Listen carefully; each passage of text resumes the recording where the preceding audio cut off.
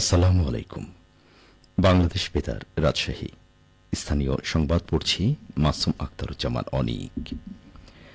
দেশে আজ যথাযথ ধর্মীয় মর্যাদায় পবিত্র ঈদে মিলাদুন্নবী উদযাপিত হচ্ছে।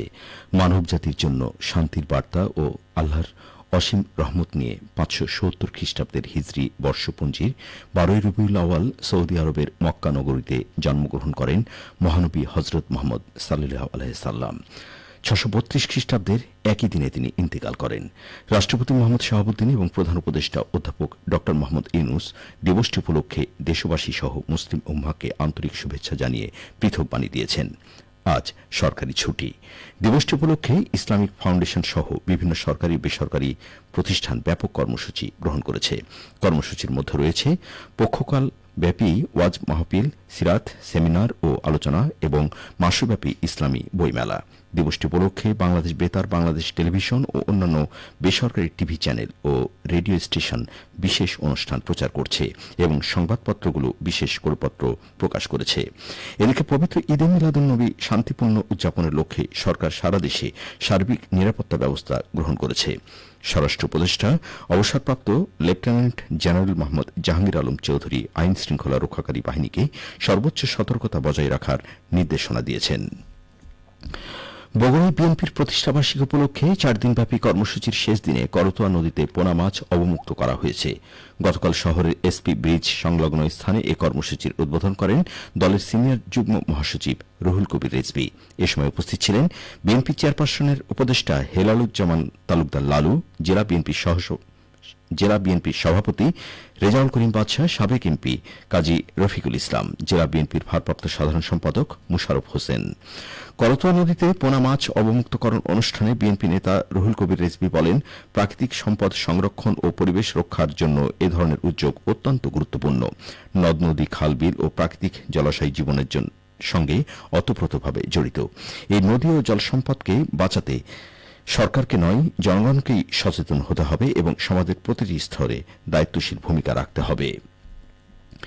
বগুড়ায় প্রায় 42 কোটি টাকা মূল্যের সাপের বিষ উদ্ধার সহ চোরাচালান চক্রে 2 জনকে গ্রেপ্তার করা হয়েছে। গতকাল বিকেলে বগুড়ার গোয়েন্দা পুলিশ সাপের বিষ উদ্ধার সহ 2 জনকে গ্রেপ্তার করে। পুলিশ জানায়, গোপন সংবাদের ভিত্তিতে জানা যায় বগুড়া শহরের ঠনঠনিয়া মণ্ডলপাড়ার SMA ফেরদৌস অবৈধভাবে চোরাচালানের মাধ্যমে ফ্রান্স থেকে নিয়ে আসা সাপের বিষ নিজের কাছে রেখে তা বিক্রয়ের জন্য অবস্থান করছিলেন।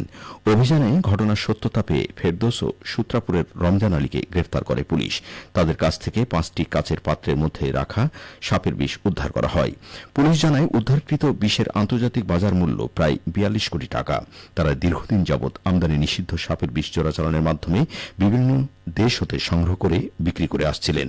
তাদের বিরুদ্ধে বগুড়া সদর থানায় বিশেষ ক্ষমতা আইনে মামলা করা হয়েছে বলে অতিরিক্ত পুলিশ সুপার হোসাইন মোহাম্মদ রায়হান নিশ্চিত করেছেন। টানা 1 সপ্তাহ বৃদ্ধির পর আবারও কমতে শুরু করেছে যমুনা নদীর পানি। গত 24 ঘণ্টায় 3 সেন্টিমিটার কমে আজ সকালে শহররক্ষা বাঁধ পয়েন্টে যমুনা নদীর পানি বিপদসীমার 96 সেন্টিমিটার নিচ দিয়ে প্রবাহিত হচ্ছে। একই সময়ে 6 সেন্টিমিটার কমে গাজীপুরের মেঘাইঘাট পয়েন্টে বিপদসীমার 123 সেন্টিমিটার নিচ দিয়ে বইছে নদীটির পানি। বাংলাদেশ পানি উন্নয়ন বোর্ড সিরাজগঞ্জের নির্বাহী প্রকৌশলী মোখলেসুর রহমান বলেন, যমুনা নদীর পানি কমতে শুরু করেছে, দ্রুতই আরও কমতে যাবে নদীটির পানি। আপাতত আর বন্যার কোনো শঙ্কা নেই। পানি কমার সাথে সাথে জেলার চৌহালি উপজেলার বিভিন্ন স্থানে শুরু হয়েছে নদী ভাঙন। ফলে ভাঙন আতঙ্কে রয়েছেন নদীপাড়ের মানুষেরা। খেলার খবর, ফুটবল। সিরাজগঞ্জে DC gold cup football tournament 2025-এর তৃতীয় খেলায় 5-0 গোলের ব্যবধানে বিজয়ী হয়েছে তাড়াশ উপজেলা ফুটবল একাদশ। গতকাল বিকেলে শহীদ শামসুদ্দিন স্টেডিয়ামে টুর্নামেন্টের তৃতীয় খেলায় প্রতিদ্বন্দ্বিতা করে তাড়াশ উপজেলা ফুটবল একাদশ ও চৌহালি উপজেলা ফুটবল একাদশ। খেলায় চৌহালি উপজেলা একাদশকে 5-0 গোলে পরাজিত করে তাড়াশ উপজেলা ফুটবল একাদশ। খেলা শেষে man of the match trophy প্রদান করেন তাড়াশ উপজেলার নির্বাহী কর্মকর্তা নুসরাত জাহান। এ সময় উপস্থিত ছিলেন জেলা ক্রীড়া অফিসার নূরে এলাহি, সিরাজগঞ্জ প্রেস ক্লাবের সভাপতি হারুনার রশিদ খান হাসান। সবশেষে আবহাওয়া। আজ দুপুর 12টায় রাজশাহীতে তাপমাত্রা ছিল 34 ডিগ্রি সেলসিয়াস। এ সময় বাতাসে আপেক্ষিক আর্দ্রতার পরিমাণ 65%। রাজশাহী পার্শ্ববর্তী এলাকায় আজ সূর্যাস্ত সন্ধে 6টা 18 মিনিটে। সংবাদ শেষ হল। আমাদের পরবর্তী সংবাদ দুপুর 2টা 5 মিনিটে।